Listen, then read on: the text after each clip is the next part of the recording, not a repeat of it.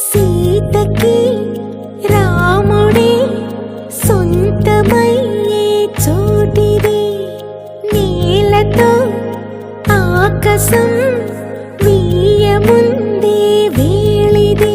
మూడు ముళ్ళు వేస్తే మూడు లోకాలకి ముచ్చటొచ్చినమ్మా.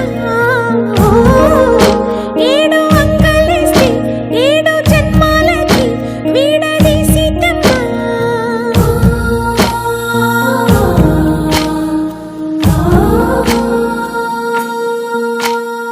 సీతమ్మ వాకిట్లో సిరిమల్లె చెట్టు, సిరిమల్లె చెట్టుపై చిలక వారింది. చిలకమ్మ ముద్దుగా చెప్పిందో మాట, ఆ మాట విన్నవా రామ అంటుంది. రామ రామ అన్నది ఇంకా? సీత చెప్పు. నువ్వే చెప్పు.